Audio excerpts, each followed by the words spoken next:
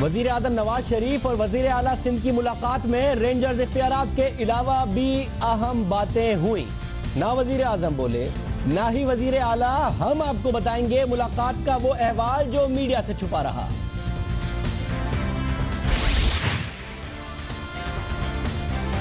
बैनुल-अक़वामी दहशतगर्द तंजीम Daesh का खलीफा अबू बकर al Baghdadi पाकिस्तानियों से बराह रास्त राब्ते में है।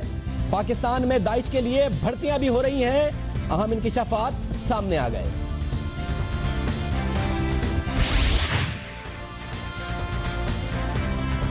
बराक ओबामा सदारत के आखिरी साल में दाखिल हो गए, लेकिन उनका पहला वादा अब भी तकमील का मुंतजिर है। बदनामे जमाना गुआंतानामो जेल अब भी कायम है। क्या सदर ओबामा 2016 में अपना अधूरा वादा पूरा कर सकेंगे? वजीर आजम नवाज शरीफ ने नेशनल हेल्थ प्रोग्राम का इफ्तिताह कर दिया। 32 लाख गरीब खानदान मुफ्त इलाज की सहूलत हासिल कर सकेंगे। वजीर आजम इस बात को यकीनी बनाएं कि हेल्थ प्रोग्राम का हाल सस्ती रोटी स्कीम जैसा नहीं होगा, और शामिल करेंगे 2015 के 5 अहम न्यूज मेकर।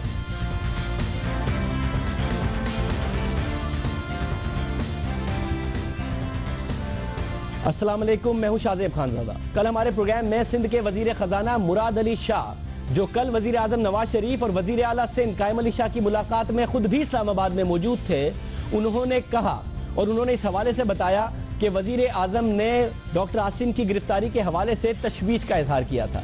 उन्होंने ये भी कहा कि खुद चौईसार साहब ने भी इस हवाले से बात की थी। कल वजीर आजम हाउस की तरफ से इसकी तरदीद आई। ये खबर चली कि वजीर आजम हाउस की तरफ से तरदीद आई है कि ऐसी कोई बातें नहीं हुई जो मुराद अली शाह साहब की तरफ से कही गई थी। हम आपको बताते चले कि जब हमने वापस सिंध हुकूमत से रब्ता किया, सिंध हुकूमत के आला ज़राए से रब्ता किया, तो वो कहते हैं कि बिल्कुल ये तमाम बातें हुई थी, और ना सिर्फ ये बातें हुई थी बल्कि मजीद भी कुछ बातें हुई थी जो हम आपके सामने रखते चले। हमें हमारे ज़राए ने बताया कि वजीर आजम ने यह भी कहा कि डॉक्टर आसिम की गिरफ्तारी से कराची ऑपरेशन मुतासिर हुआ। ये गिरफ्तारी नहीं होनी चाहिए थी क्योंकि कराची ऑपरेशन स्मूथ चल रहा था, मुकम्मल पॉलिटिकल ओनरशिप के साथ चल रहा था, अनडिस्प्यूटेड था, मगर इस गिरफ्तारी की वजह से कराची ऑपरेशन मुतासिर हुआ। साथ साथ हमें सिंध हुकूमत के ज़राए बताते हैं कि चौईसार साहब ने यह भी कहा कि इस गिरफ्तारी के वक्त वो मुल्क में नहीं थे, इसलिए उनके इल्म में नहीं था। जब उनके इल्म में आया तो उन्होंने डीजी रेंजर से राब्ता किया कि मुझे बताए बगैर ये गिरफ्तारी क्यों की गई। जवाब मिला कि आपसे राब्ता नहीं हो रहा था। चौईसार साहब ने कहा कि अगर मुझसे राब्ता नहीं हो रहा था तो इंतजार किया जा सकता था। जवाब मिला कि अगर आपसे राब्ते का इंतजार किया जाता तो डॉक्टर आसिम मुल्क से भाग जाते।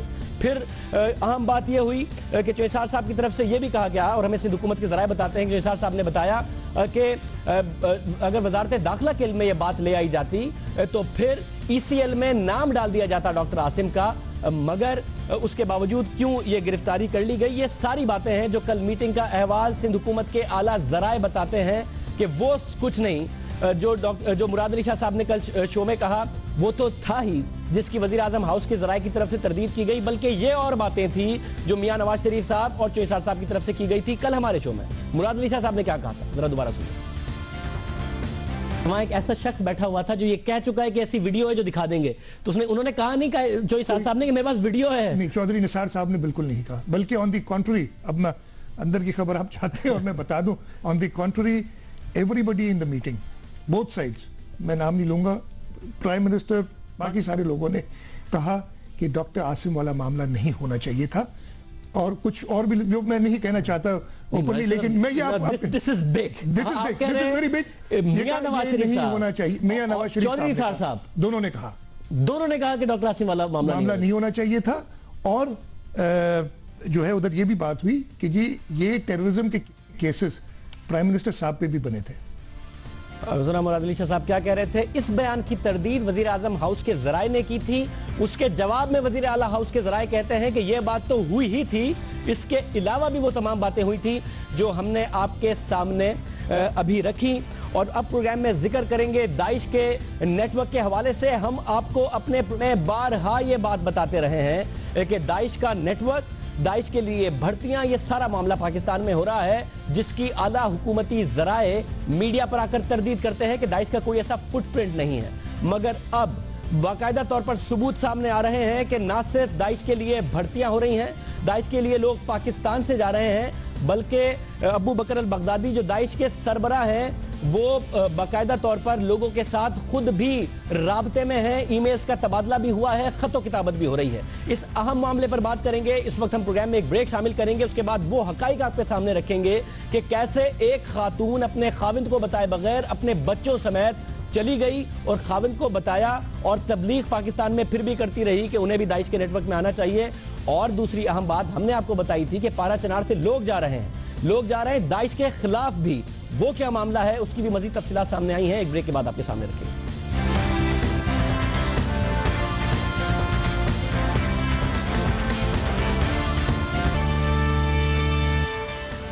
पाकिस्तान में दाइश का वजूद जिससे हुकूमत अब भी इनकार कर रही है, आज एक बार फिर दफ्तर खारजा की जानिब से पाकिस्तान में दाइश की मौजूदगी के हवाले से जो बातें सामने आ रही हैं, इस हवाले से तरदीद की गई। लेकिन हम आपको मुसलसल अपने प्रोग्राम में इस हवाले से बताते रहे हैं कि बैनुल-अक़वामी दहशतगर्द तंजीम दाइश का अमीर अबू बकर अल बगदादी की यहाँ पर रिक्रूटमेंट हो रही है। और आज हम आपको बता रहे हैं कि जो हकाइक सामने आए हैं उनसे नजर आ रहा है कि वो पाकिस्तानियों से राब्ते में भी है। आज द न्यूज में तहकीकाती सहाफ़ी उमर चीमा की खबर शाया हुई, जिसमें बताया गया है कि बुशरा नामी खातून अपने 4 बच्चों समेत दाइश के साथ शाम में है।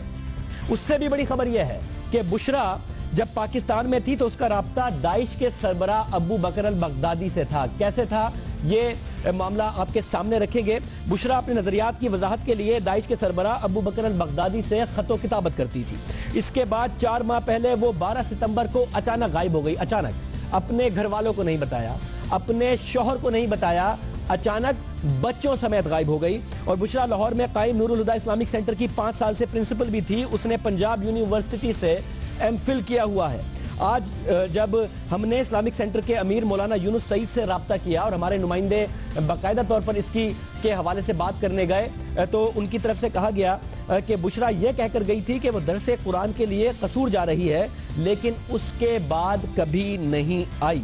मौलाना यूनुस सईद ने यह भी बताया कि बुशरा के शौहर ने हमसे रब्ता किया और बुशरा के बारे में मालूमात हासिल करना चाहिए कि मेरी एहलिया कहाँ है, उसका कुछ पता नहीं चल रहा। लेकिन उस हवाले से हमें कुछ मालूम ही नहीं था, क्योंकि वो कसूर का बता के गई थी। ना शौहर को पता था ना हमें पता था।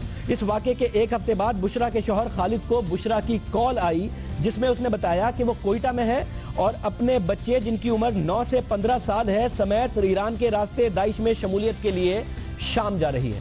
इत्तेफाक की बात है कि एन इस रोज लाहौर से मजीद 2 खवातीन अपने बच्चों समेत लापता हो गई, जिनका भी पता नहीं चल रहा था, जिनके घर वाले भी परेशान थे कि आखिर वो हैं कहाँ। उनमें से एक एंकर पर्सन की बहन थी, जिसके जाती राब्तों से तलाश में नाकामी के बाद पुलिस को गुमशुदगी की इतला दी गई, यानी कि कोशिश की गई कि जाती तौर पर राब्तों से पता चल सके कि वो कहाँ हैं। मगर जब नहीं पता चला तो उसके बाद पुलिस को इतला दी गई। बुशरा अब भी एज ऑफ नाउ अब भी ये पाकिस्तान में नहीं है, लेकिन व्हाट्सएप और स्काइप के जरिए अपने शौहर समेत हम ख्याल खवातीन को दाइश में शमूलियत की दावत देती है, दाइश के लिटरेचर को एक्सप्लेन करती है। बुशरा के नेटवर्क से वाबस्ता एक खातून जिसका नाम अर्ची था, उसने दाइश में शमूलियत से पहले अपने बेरोजगार बेटे और उसके दोस्त को शाम भेजा कि जाओ पता करके आओ मामलात क्या हैं, जाओ देख के आओ इस लिटरेचर के हवाले से और जो कुछ उनकी तरफ से बात की जाती है उसकी हकीकत क्या है। वापसी पर उनकी जानिब से अर्शी को मस्बत रिपोर्ट दी गई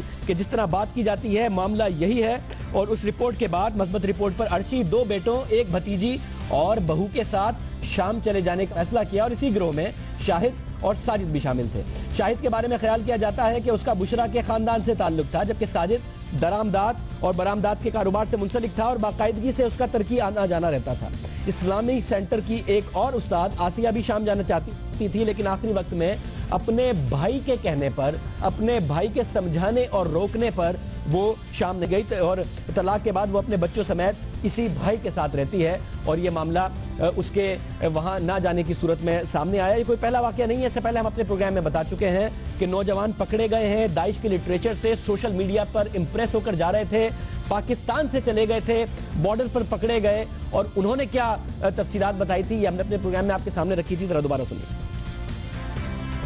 I started following the people, and through the news I got to know that the members of Islamic State are using Twitter. मुझे खबरों के जरिए दाइश का पता चला और मुझे शाम में होने वाली लड़ाई का पता चला।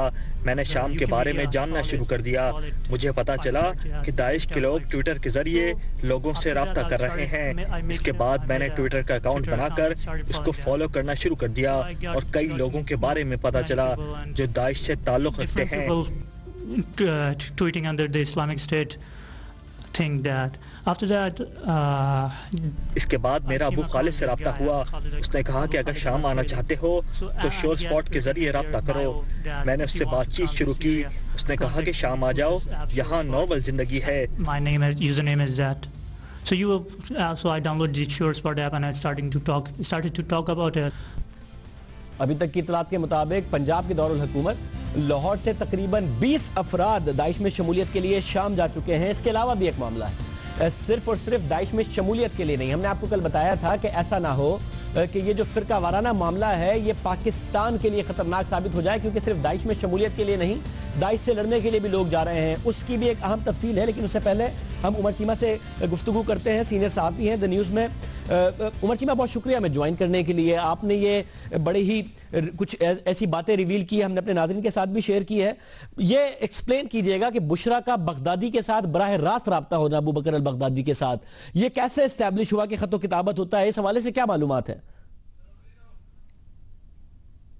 जब वो चली गई तो इनिशियली उनके हामद को नहीं आइडिया था कि वो किधर चली गई हैं बच्चों के साथ। चार बच्चे उनके साथ गए, तो वो उन्होंने पुलिस को रिपोर्ट कर दिया। इस दौरान हमारे कुछ इदारे जो कि इस इशू को, दाइश के फिनोमिना को बड़ा क्लोजली स्टडी भी कर रहे हैं, तो उन्होंने उसके हामद से रब्ता किया। जब उन्हें मज़ीद इन्वेस्टिगेट किया, उस टाइम तक वो खातून उन्हें कोयटा से फ़ोन करके बता चुकी थी कि उनकी जो फाइनल डेस्टिनेशन क्या है, कि वो इस्लामिक स्टेट में जा रही हैं। तो फिर इन्होंने जब उनसे इस बारे में कोई पूछगिछ की तो उनके हामद ने बताया कि इनकी पहले को खतो किताबत भी चलती रही है, और ना सिर्फ के हामद बल्कि और लोग जो इनके नेटवर्क के जो अभी इधर मौजूद हैं उनसे तफ्तीश की गई और पता चला कि अभी भी वो स्काइप के ज़रिए मुख्तलिफ लोगों के साथ राब्ते में रहती हैं। तो जब इधर थी तो जुनैद बगदादी के साथ उनका राब्ता था। अब जब वो जुनैद बगदादी साहब के पास पहुंच चुकी हैं तो उधर से जो पाकिस्तान में अपनी हम ख्याल ख़वातीन या फैमिलीज़, अगर मेरा ख्याल फैमिली ज़्यादा मुनासिब लफ्ज़ होगा, उनको वो प्रीच करती हैं कि आप जिहाद की तरफ आएँ, आप इधर इस्लामिक स्टेट में आ जाएँ। अहम बात यह है कि पाकिस्तान की तरफ से हालत इनकार है, मगर आप अपनी रिपोर्ट में कहते हैं इस हवाले से भी कोई पेशरफ्त हुई है, कोई ब्रेक थ्रू हुआ है। क्या मामला है? देखिए, कुछ इश्यूज होते हैं जो कि जिनकी एक अपनी ऑपरेशनल लेवल पे बड़ी सेंसिटिविटी होती है कि आप कोई इन्वेस्टिगेशन कर रहे हैं, उसका pre mature disclosure problems create कर सकता है या आपकी इन्वेस्टिगेशन को डिस्टर्ब कर सकता है। तो उस पे तो मेरे ख्याल मुनासिब नहीं होगा, लेकिन ये है कि ये एक तरफ गवर्नमेंट इनकार करती है, जिस तरह चौधरी निसार साहब कर रहे हैं या राना सनाउल्लाह साहब कर रहे हैं। मैं भी आज को 2-3 लोगों के साथ बात हुई है, बड़े जो मोतबर लोग हैं, तो उनकी इस लाजिक दलील की समझ नहीं लगी कि वो पब्लिकली क्यों इनकार करते हैं। लेकिन इसका दूसरा पहलू ये है कि कुछ रियासती इदारे इस पे बड़ा संजीदगी के साथ इस इशू को फॉलो कर रहे हैं, और हमें तो ज़्यादातर पता नहीं चलता कि सिविलियन इदारों की कैपेसिटी क्या है या वो क्या काम कर रहे हैं। इस पे इंटेलिजेंस ब्यूरो ने बहुत ज़्यादा काम किया हुआ है, बहुत ज़्यादा। शायद वो मुझे नहीं आइडिया कि चौधरी निसार साहब के नॉलेज में है या कि थ्रेट सेंसिटिविटी के बारे में वो डेफिनेटली आगाह तो होंगे कि उनके पास क्या क्या मालूमात हैं, लेकिन शायद आने वाले दिनों में वो इस बारे में कोई बताएं। पिछले दिनों उन्होंने कोई एक गवर्नमेंट की मीटिंग थी, तो उसमें उन्होंने जब ब्यूरो ने अपनी इंटेलिजेंस ब्यूरो ने अपनी ब्रीफिंग दी, तो उनमें से जो लोग मौजूद थे तो वो कह रहे थे कि उनके पास इतनी ज़्यादा इंफॉर्मेशन है और इतना ज़्यादा काम कर चुके हैं एक्शनेबल किस्म का और बड़ा फैसला कुन किस्म का, कि वो आने वाले दिनों में उसके बारे में हुकूमत शायद खुद ही आगाह करे। लेकिन ये तजाद मेरा ख्याल होना नहीं चाहिए। बहुत शुक्रिया उमर चीमा बता रहे थे कि ये तजाद होना नहीं चाहिए, मगर बहरहाल सिविलियन इदारे इस हवाले से काम कर रहे हैं। एक्शनेबल इंटेलिजेंस इस हवाले से मौजूद। एक और अहम मामला है, हमने आपको कल प्रोग्राम में बताया था कि ना सिर्फ ये मामला है कि दाइश के हक में लड़ने के लिए लोग जा रहे हैं, बल्कि दाइश के खिलाफ लड़ने के लिए भी पारा चिनार से कुछ लोग गए हैं। आज खबर रसा एजेंसी, आलमी खबर एजेंसी रॉयटर्स के मुताबिक, और ये उन्होंने रिपोर्ट किया है कि ईरान के इनकलाबी गार्ड पाकिस्तानियों को दाइश के खिलाफ लड़ने के लिए शाम भेज रहे हैं। इस हवाले से इनकलाबी गार्ड से वाबस्ता वेबसाइट पर 2 पाकिस्तानियों की मालूमात डाली गई, जिसमें उन्हें खराज तहसीन पेश किया गया कि उन्होंने दमिश्क में मुकद्दस मज़ार की हिफाजत में अपनी जान दे दी। इस हवाले से इस खबर में बताया गया है कि वो हलाक अफराद का ताल्लुक, दोनों अफराद का ताल्लुक ज़ैनब से था, जो कि पाकिस्तानी जंगजुओं का एक यूनिट है। रॉयटर्स की इस खबर में मजीद बताया गया है कि पाकिस्तानियों की शाम में मौजूदगी से के हवाले से कोई सरकारी एदाद शुमार तो सामने नहीं आए, लेकिन वो ज़राए जो इस पूरी सूरत हाल से आगाह हैं वो बताते हैं कि सैकड़ों की तादाद में पाकिस्तानी शाम में मौजूद हैं, जिनमें से बेशतर बीबी ज़ैनब के मज़ार के इर्द गिर्द मौजूद हैं। इस खबर के मुताबिक पाकिस्तानी ईरान के हामी बशारुल असद के दिफा के लिए भी शाम में मौजूद हैं। और इस खबर में एक इश्तिहार का भी बताया गया है जो दाइश के खिलाफ लोगों को भर्ती करने के लिए शाया किया गया। इस माह के इब्तिदा में फेसबुक पर एक इश्तिहार शाया किया गया जिसमें कहा गया कि जिस्मानी तौर पर तंदुरुस्त, उम्र 18 से 35 साल हो, वो शाम में लड़ना चाहते हों, उनको 45 दिन की इब्तिदाई मिलिट्री ट्रेनिंग दी जाएगी, जिसके बाद 6 माह ट्रेनिंग शाम में दी जाएगी। उनकी तनख्वाह 1,20,000 पाकिस्तानी होगी, जो कि $1100 बनती है, और उन्हें हर 3 माह बाद 15 दिन की छुट्टियां मिलेंगी। इस इश्तिहार में यह भी कहा गया है कि अगर ज्वाइन करने के बाद वो शख्स हलाक हो गया तो उसके बच्चों की तालीम, अखराजात और उसकी फैमिली को ईरान, इराक और शाम में मौजूद मुकद्दस मकामात की हर साल ज़ियारत कराई जाएगी। हमने इस खबर के बारे में दफ्तर खारजा के तर्जुमान काजी खलीलुल्लाह से दरियाफ्त किया कि इस खबर पर आपका क्या रिएक्शन है, आप क्या कहना चाहेंगे। तो उनका कहना था कि हमने अपने ईरानी मिशन और वजारत दाखिला से इस हवाले से मालूमात मांगी हैं, इससे मुतालिक वजारत दाखिला से भी सवाल हो सकते हैं। पाकिस्तानी वजीर दाखिला को हमने आपको कल बताया था कि उन्होंने सेनेट में दाइश से मुतालिक पूछे गए सवालात पर जवाबात नहीं दिए थे कल, जब उनसे तकरीबन 49 सवालात लाल मस्जिद और दाइश के हवाले से किए गए थे। अहम मामला है क्योंकि इस वक्त अगर परेशानी कम है कि पाकिस्तान में कोई कैंप्स नहीं है, पाकिस्तान में कोई फुटप्रिंट नहीं है, बल्कि पाकिस्तान से लोग लड़ने जा रहे हैं, तो माजी में ऐसा हो चुका है कि पाकिस्तान से लोग लड़ने गए हों और उस वक्त रियासत ना परेशान हुई हो, और फिर जब उन पड़ोसी ममालिक में हालात ऐसे हुए हों, वहाँ बमबारी की हो इंटरनेशनल कुव्वतों ने, तो वही लोग पाकिस्तान आए हों और फिर पाकिस्तान में दहशतगर्दी में 50,000 लोग हलाक हुए हों, शहीद हुए हों। तो इस मामले की संगीनी को समझना रियासत की और हुकूमत की बाकायदा जिम्मेदारी है। ऐसा ना हो कि अभी ये लोग जा रहे हैं, वहाँ पर सख्ती होती है, वहाँ पर बमबारी होती है, पाकिस्तान वापस आते हैं, या फिर पाकिस्तान में ऐसे बहुत सारे गिरोह मौजूद हैं जो तालिबान या तालिबान के खिलाफ अगर हैं, या तालिबान के आपसी बहुत सारे गिरोह मौजूद हैं जिनमें तकसीम पाई जाती है, उनका जो आपस का इख्तलाफ है वो कोई एक बड़ा गिरोह इनके साथ ना मिल जाए और पाकिस्तान में ऐसे मामलात ना हो रहे हो। खुदा न ख्वास्ता हुकूमत की जिम्मेदारी है कि इस हवाले से प्रोएक्टिव पॉलिसी बनाए, ना कि माजी की तरह रिएक्टिव पॉलिसी हो जो कि 20-25 साल में जिसका खमियाजा पाकिस्तान को भुगतना पड़ा था। प्रोग्राम में एक ब्रेक शामिल करेंगे, जिक्र होगा अगला साल सदर ओबामा का आखिरी साल, कुछ वादे पूरे किए। एक ऐसा वादा है जो बहुत बड़ा वादा, जो कि अमेरिका के ऊपर बहुत बड़ा सवालिया निशान बना, अभी तक पूरा नहीं कर पाए, मगर पिछले साल के आगाज में कमिटमेंट की थी पूरा करूंगा, फिर भी नहीं कर पाए। क्यों नहीं कर पाए, कर पाएंगे या नहीं, इस पर बात करेंगे।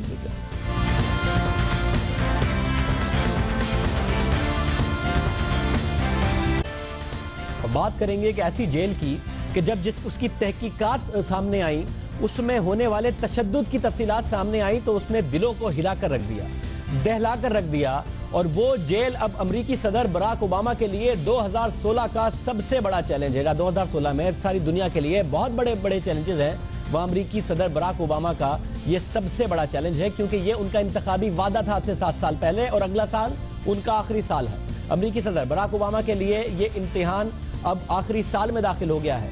2016 में ओबामा की मुद्दत सदारत खत्म हो जाएगी और अमेरिका नए सदर का इंतखाब करेगा। बराक ओबामा के क्रेडिट पर जहां कई कामयाबियां हैं, ईरान क्यूबा से ताल्लुकात में बेहतरी, इराक से फौज की वापसी, उसामा बिन लादेन की हलाकत, लेकिन एक नाकामी भी उनके साथ जाती दिखाई दे रही है। ओबामा का इंतखाबी वादा जो पूरा ना हो सका, तारीख में पहली दफा नोबेल इनाम किसी को उनकी कारकर्दगी पर नहीं, बल्कि कारकर्दगी के अज़म पर, कि सलाहियत पर, जो एबिलिटी थी और जो वादा था उस पर दिया गया, और वो मिला था अमरीकी सदर बराक ओबामा को।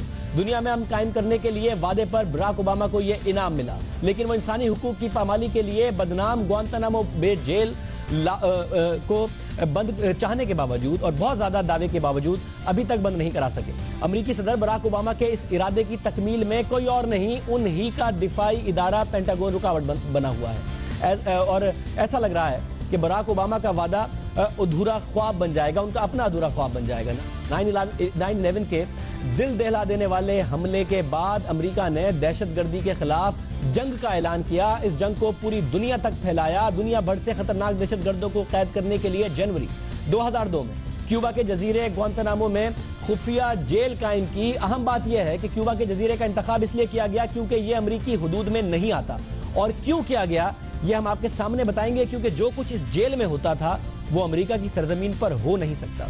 दुनिया भर से खतरनाक दहशतगर्दों और अमेरिकी सलामती के लिए खतरनाक अफराद को यहाँ लाकर पाबंद सलासल किया गया और उन पर तशद्दुद के वाकयात भी रिपोर्ट हुए। तशद्दुद की दिलखराश तस्वीर दुनिया भर के मीडिया की जीनत बनी और इस जेल में बदतरीन तशद्दुद के वाकयात और इंसानी हुकूक की खिलाफ वर्जियों की शिकायत आम हुई तो दुनिया भर में इंसानी हुकूक के इदारों ने अमेरिका को सख्त तनकीद का निशाना बनाया।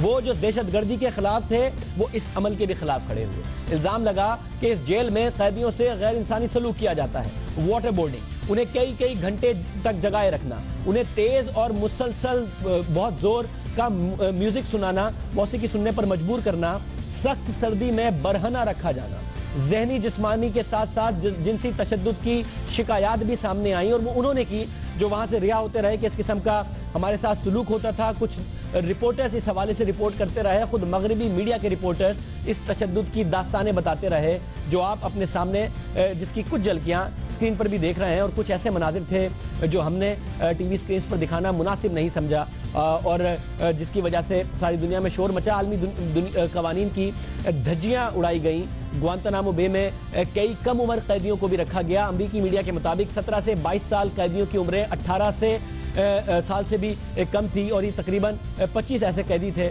जिनकी उम्रें 18 साल से कम थी। और अमरीकी कैद से रिहा होने वालों ने भी तशद्दुद की दिलखराश दास्तानें सुनाई। इस जेल में कैदियों के वाकयात और तस्वीर को दहशतगर्दों ने बुनियाद बनाया और हमदर्दियां समेटी, अपनी रिक्रूटमेंट की, अमरीकी मजालिम की कहानियां सुनाकर गर्दों की भर्तियां की। इस पूरी सूरत हाल के बाद दुनिया भर में ग्वांतानामो बे जेल बंद करने का मुतालबा किया गया। अमरीकी हुकूमत के अपने इदाद-ओ-शुमार के मुताबिक इस जेल में लाए जाने वाले 92% कैदियों का कभी अलकायदा से ताल्लुक नहीं रहा। इसके अलावा यह कुव्वत खाना अमरीकी खजाने पर भी भारी पड़ रहा है।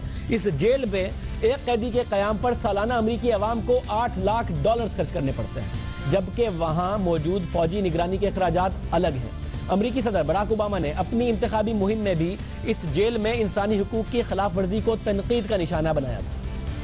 Second point, our legitimacy is reduced when we've got a Guantanamo that is open, when we suspend habeas corpus.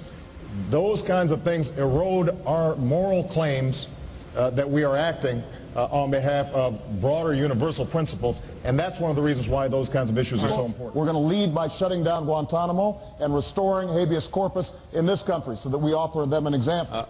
I think that folks made a terrific point that we have to stand for human rights, and that should be part of the trade equation. It is harder for us to do it when we have situations like Guantanamo, where we've suspended habeas corpus. To the extent that we are not being true to our values and our ideals, that sends a negative message to the world, and it gives us less leverage then when we want to deal with countries that are abusing human rights. So I think it's part and parcel with a larger program of us restoring the traditions that made this country great and made us admired around the world. ये सदर मुंतखब होने से पहले का मामला है, जब अमरीकी डिबेट हो रही थी, इलेक्शन डिबेट हो रही थी। 22 जनवरी 2009 को इक़्तिदार संभालने के अगले ही रोज अमरीकी सदर बराक ओबामा ने ग्वांतानामो जेल को 1 साल के अंदर बंद करने के हुक्मनामे पर दस्तखत किए और कहा कि अमरीका अब अपने ऊपर लगाए जाने वाले तशद्दुद और जुल्म से मुताल्लिक इल्जामात को खत्म करना चाहता है और ग्वांतानामो बे जेल को बंद करने का एक मकसद भी यही है। अमरीकी सदर ने 1 साल में जेल बंद करने का वादा किया, लेकिन अमरीकी दिफाई इदारा अमरीकी सदर के अहकामात को हवा में उड़ाता रहा। जनवरी 2016 करीब आ गया, 7 साल बीत गए, लेकिन ग्वांतानामो बे जेल बंद नहीं हो सकी। बरतानवी नशरियाती इदारे रॉयटर्स की खुसूसी रिपोर्ट ने ग्वांतानामो बे जेल बंद ना होने की असल वजह बता दी है, हकाइक से पर्दा उठा दिया है। रिपोर्ट के मुताबिक अमरीकी दिफाई इदारा पेंटागन जेल की बंदिश की राह में रुकावट है। अमरीकी इंतजामिया जेल से कैदियों के रिहा करने का हुक्म देती है और पेंटागन के हुक्काम रुकावटें पैदा करते हैं, प्रोसेस स्लो करते हैं, ब्यूरोक्रेटिक हर्डल्स पैदा करते हैं। रिपोर्ट में एक यमनी शहरी तारिक बाउद का जिक्र किया गया है, जो गुज़िश्ता 14 बरस से ग्वांतानामो बे जेल में कैद है और गुज़िश्ता 5 बरस से अमरीकी फौज, इंटेलिजेंस और सिफारती हुकाम उसे रिहाई के लिए क्लियर कर चुके हैं, लेकिन वो रिहा नहीं हुआ। लेकिन वो अब तक रिहा इसलिए भी नहीं हो सका कि ये सारा का सारा मामला पेंटागन की तरफ से रुकावट बना हुआ है। तारिक बाउद गुज़िश्ता 7 बरस से भूख हड़ताल पर है और इस दौरान इसका वजन 148 पाउंड से कम होकर 74 पाउंड हो गया है, आधा रह गया है, लेकिन इसे रिहा नहीं किया गया। यही नहीं, अफगानिस्तान के 4 कैदी भी 4 साल गुजरने के बावजूद रिहा नहीं हुए। इसके अलावा यूरुग्वे के 4, काजाकिस्तान के 5, मोरितानिया और बरतानिया का एक कैदी कई माह गुजरने के बावजूद अब तक रिहा नहीं किया जा सका। रिपोर्ट में इंकिशाफ किया गया है कि कैदियों की रिहाई के मामले में पेंटागन रुकावटें पैदा कर रहा है, तारीखी हरबे इस्तेमाल कर रहा है। जो मुल्क ग्वांतानामो बे के कैदियों को लेने पर आमादा हैं, पेंटागन के हुकाम उन्हें तस्वीर, मेडिकल रिकॉर्ड और दीगर दस्तावेज फराहम करने में ताखीर करते हैं। इसके अलावा गैर मुल्की हुकाम के ग्वांतानामो बे जेल के दौरे और कैदियों से इंटरव्यू में रुकावट डाली जाती है ताकि इस जेल से कैदियों को का बोझ कम ना हो सके। तमाम तर दावों के बावजूद ओबामा को ग्वांतानामो बे जेल को बंद करना तो दूर, इस जेल से कैदियों का बोझ कम करने में कोई खातिर ख्वाह कामयाबी नहीं हो सकी है। साबिक अमरीकी सदर जॉर्ज बुश के 6 वर्ष में 532 कैदियों इस जेल से रिहाई मिली थी, उनमें से 35% दोबारा दहशतगर्दी में मुलविस हो गए, जबकि ओबामा के 7 बरस में 131 कैदियों को जेल से मुंतकिल किया गया, जिनमें से सिर्फ 10% दोबारा दहशतगर्दी के रास्ते पर आए, बाकी 90% दहशतगर्दी से दूर रहे। और इस वक्त भी इस जेल में 107 कैदी रिहाई के मुंतजिर हैं और कैदियों का छूटने के बाद वापस दहशतगर्दी में मुलविस होना भी एक वजह बताया जाता है कि जिसकी वजह से ये रुकावटें डाली जाती हैं, मगर खुद अमरीकी जस्टिस सिस्टम का फेलियर है कि दहशतगर्द पकड़े और उनको उस तरीके से उनके मंतकी अंजाम तक नहीं पहुंचाया गया जस्टिस सिस्टम के जरिए। ऐसा नहीं कि बराक ओबामा वादा करके भूल गए, उन्होंने कई बार इस जेल को बंद करने के अज़म को दोहराया। 8 जनवरी 2015 को, यानी कि इसी साल के शुरू होने पर उन्होंने फिर इस अज़म को दोहराया। We have a profound commitment to justice.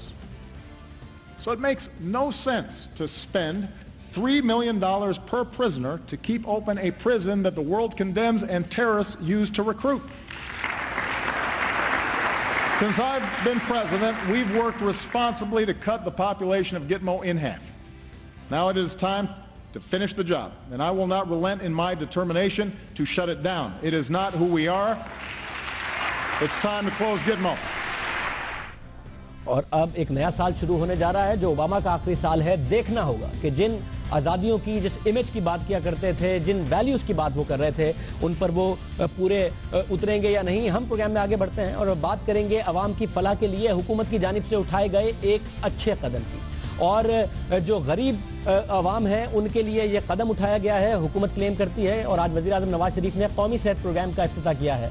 Programme का आगाज़ इब्तिदाई तौर पर 23 अजला में किया गया है। प्रोग्राम के आगाज़ में 12 लाख खानदानों को कौमी सेहत कार्ड जारी किए जाएंगे, यानी कार्ड मिलेंगे गरीब अवाम को, और ये कार्ड दिए जाएंगे कि आप के पास इस कार्ड में 3 लाख रुपए की लिमिट है। अगर आप में अपनी बीमारी का इलाज कराना चाहें तो सरकारी अस्पतालों में 4-4 महीने इंतज़ार करने की आपको ज़रूरत नहीं। आप किसी भी अच्छे से प्राइवेट हॉस्पिटल जाइए, उसमें अपना इलाज कराइए, वो प्राइवेट हॉस्पिटल ये आपकी ज़रूरत पूरी करेगा। सेहत कार्ड होल्डर खानदान सरकारी और निजी अस्पताल से मुफ्त इलाज करा सकेंगे। बाद अज़ा उनमें मजीद 8 अजला और 20 लाख खानदान का बतदरीज इजाफा किया जाएगा, जैसे कि ये प्रोग्राम बताता है। वज़ीर आज़म नवाज शरीफ ने प्रोग्राम का इफ्तिताह करते हुए आज क्या कहा? आज हमारी हुकूमत ने मंशूर में किए गए एक और वादे को अमली जामा पहना रही है। इस प्रोग्राम के तहत गुर्बत की लकीर से नीचे ज़िंदगी गुजारने वाले घरानों को हेल्थ इंश्योरेंस की सहूलत फराहम की जाएगी। अब ये नौबत नहीं आएगी कि कोई गरीब बीमार हो और उसे अपने इलाज के लिए घर की चीज़ें बेचनी पड़ें। अब उनका इलाज हुकूमत की ज़िम्मेदारी है। अब अल्लाह के फजल करम से prime minister's national health programme के तहत इलाज के अखराजात हुकूमत बर्दाश्त करेगी। गरीब आवाम के इलाज के खर्चात हुकूमत बर्दाश्त करेगी। तफसीलात बताई गई कि उमूमी बीमारियों के लिए हर खानदान सालाना 3 लाख रुपए तक इलाज का इस्तेफादा कर सकेगा। सवाल पैदा होता है, और सवाल यह है कि क्या ये प्रोग्राम कामयाब होगा या फिर हुकूमती फलाह के और भी बहुत सारे प्रोजेक्ट्स हैं जो हुकूमत की तरफ से लॉन्च किए गए, सस्ती रोटी, पीली टैक्सी, काली टैक्सी और एनर्जी बहरान पर काबू पाने के भी कुछ ऐसे दावे किए गए थे जो हुकूमत पूरा नहीं कर सकी। यूथ लोन प्रोग्राम जो था वो उस तरीके से पूरा नहीं हुआ जिस तरीके से दावे किए गए थे। ये एक प्रोग्राम पूरा होगा। इसके अलावा कुछ सवाल पैदा होते हैं, हम इस पर बात करेंगे। वजीर मुमकिन बराए सेहत साहिरा अफजल तारड़ साहिब हमारे साथ मौजूद है। बहुत शुक्रिया हमें ज्वाइन करने के लिए। आज मियां साहब ने आपकी जाती तौर पर तारीफ की इस प्रोग्राम के हवाले से, मरियम नवाज साहिबा की तारीफ की कि आप लोगों ने बड़ी एफर्ट की है, ये प्रोग्राम लॉन्च किया है, गरीबों के लिए प्रोग्राम है। ये बताइएगा, एक सवाल पैदा होता है कि नए अस्पताल बनाना और एग्जिस्टिंग अस्पताल को बेहतर करना, जो सरकारी अस्पताल है जिनमें वैसे ही मुफ्त इलाज होता है, इस तरफ हुकूमत क्यों नहीं गई? ये ऑप्शन क्यों चुना गया कि जिसमें हर एक को 3 लाख की लिमिट का कार्ड दे दिया जाए कि अच्छे से अच्छे अस्पताल में जाके इलाज करा ले?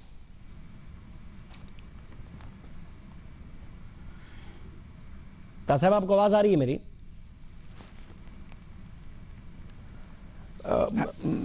जी अब आ रही। जी मैं सवाल था कि हुकूमत इस ऑप्शन पर क्यों नहीं गई कि जो एग्जिस्टिंग जी आ रही।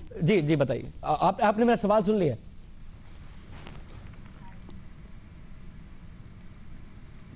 जी सबसे पहली बात तो ये है कि इस वक्त जितने हॉस्पिटल्स मौजूद हैं उनकी तादाद कम है, लेकिन मसला ये नहीं है कि उनकी तादाद कम होने की वजह से इलाज नहीं हो रहा। इस वक्त मसला ये था कि जो सरकारी हॉस्पिटल्स हैं उन पे इतना ज़्यादा प्रेशर है कि गरीब आदमी या वो आदमी जो अफोर्ड नहीं करता वो सरकारी हॉस्पिटल्स में जाता है और वहाँ भी लाइनें लगी होती हैं और सिफारिश पे आपकी बारी आती है। सो दुनिया में 2 ही तरीके हैं सेहत की आमा के लिए। एक ये कि आप सेंट्रल पूल में पैसे इकट्ठे करें और हॉस्पिटल्स को दें, जो कि हो रहा है।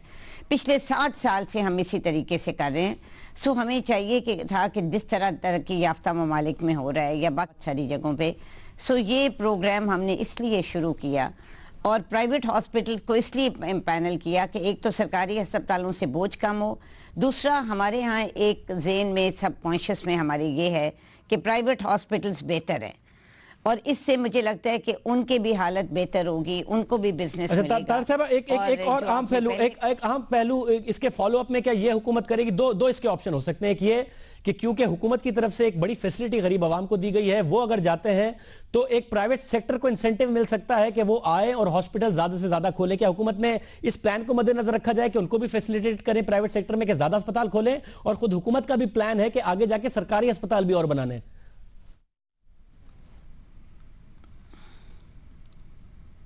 देखिए जी, बिल्कुल हमारे दोनों इंसेंटिव हैं और मैं ये समझती हूँ कि वज़ीर आज़म साहब ने ना सिर्फ ये हेल्थ केयर प्रोग्राम किया बल्कि इसके साथ ही हमने एक सॉफ्ट लोन का प्रोग्राम भी शुरू किया है कि वो प्राइवेट हॉस्पिटल्स जो इस हेल्थ इंश्योरेंस प्रोग्राम में पैनल होंगे उनको आसान किस्तों पर और कम शरह सूद पर मिलेगा, कर्जा मिलेगा, ताकि वो अपनी इक्विपमेंट ले सकें और वो अपनी कैपेसिटी बिल्ड कर सकें।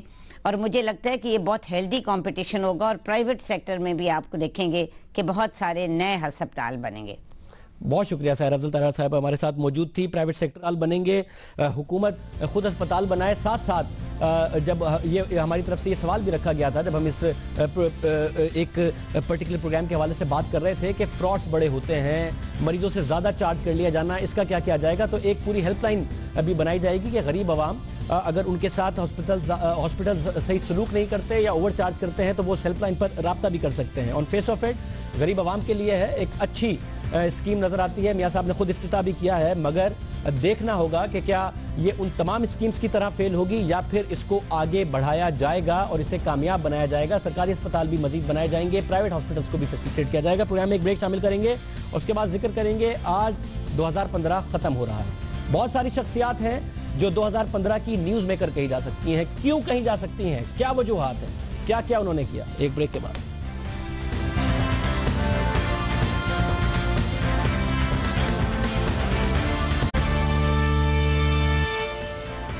में दोबारा खुशामदीद। 2015 में हमने 5 शख्सियात पिक की और कि वो कौन सी शख्सियात हैं जो पाकिस्तान के लिए बड़ी न्यूज़ मेकर साबित हुई। डीजी रेंजर्स बिलाल अकबर मार्च में छापा मारा 90 पर। इसके अलावा डॉक्टर आसिम का अरेस्ट, और जो पाक में और सिंध में दोनों में एक तनाज़े का बाइस बना, जिसकी वजह से डीजी रेंजर्स बहुत ज़्यादा खबरों में रहे, न्यूज़ मेकर रहे। इसके अलावा दूसरी शख्सियत इसहाक डार साहब है। डार साहब का विदहोल्डिंग टैक्स से लेकर जो मुत्तहिदा कौमी मूवमेंट के इस्तीफे देना और वहाँ से वापस लेना और कमेटी बनाना, इन तमाम में बहुत ज़्यादा अहम किरदार रहा। IMF से मुज़ाकरात करना, विदहोल्डिंग टैक्स पर मुज़ाकरात करना, हुकूमत को फ्रॉम द फ्रंट लीड करते रहे, मईशत में फ्रॉम द फ्रंट इसहाक डार साहब लीड करते नजर आए। तीसरी शख्सियत है रिहाम खान। पहले न्यूज़ मेकर बनी इमरान खान से शादी की वजह से, और उसके बाद तलाक हुई, उस वक्त भी न्यूज़ मेकर रही, और लोकल मीडिया हो या इंटरनेशनल, रिहाम खान हर जगह खबरों में नजर आई। और जितनी तेजी से मरकज़ निगाह बनी, उतनी ही तेजी से नजर आ रहा है कि तलाक के बाद रिहाम खान पसे मंजर में जा रही हैं। चौथी शख्सियत बिलावल भुट्टो जरदारी है। एक एंट्री दी बिलावल भुट्टो जरदारी ने पॉलिटिक्स में, कैंपेन की, पार्टी के लिए तकारीर की। इमरान खान से कुछ बयानात का तबादला हुआ, जिसमें खान को, इमरान खान साहब को अंकल कहा। खान साहब ने जवाब में उनको बारे में बात की, उसका जवाब बिलावल की तरफ से दिया गया। न्यूज़ मेकर रहे बिलावल भुट्टो जरदारी और अपनी एंट्री दी उन्होंने। नरेंद्र मोदी एक और शख्सियत है जो कि पाकिस्तान के हवाले से बहुत ज़्यादा खबरों में रहे। ऐसे ऐसे बयानात उन्होंने अपनी डोमेस्टिक इलेक्शन कैंपेन की वजह से दिए, और फिर जो अपना भारत में उनके खिलाफ प्रोटेस्ट होते रहे, ये नजर आने लगा कि नरेंद्र मोदी भारत को एक तकसीम की तरफ ले जा रहे हैं, खित्ते को तकसीम और तबाही की तरफ ले जा रहे हैं, जिसमें पाकिस्तान भारत की दोस्ती नहीं हो पाएगी। और फिर वो खुद खबरों में बिल्कुल साल के आखिर में आए, एक ऐसी शख्सियत के साथ जो अचानक 90 सेकंड के लिए प्राइम मिनिस्टर नवाज शरीफ से मिले, फिर प्राइम मिनिस्टर नवाज शरीफ को बर्थडे विश करने आ गए, और बिल्कुल उनकी अपनी ही जो पॉलिसी थी वो रिवर्स होती नजर आई। तो ये शख्सियात हैं जो न्यूज़, बहुत सारी शख्सियात हैं जिन्होंने न्यूज़ बनाई, मगर हमारी ये टॉप 5 पिक्स थी जो 2015 में लंबे अरसे के लिए खबरों की जीनत बनी रही। आज के प्रोग्राम में इतना ही। कल नया साल का पहला दिन होगा। हमारी तरफ से आपको नया साल मुबारक हो। अल्लाह आपको सबको नए साल में खुश रखे। इजाज़त दीजिए। अल्लाह हाफ़िज़।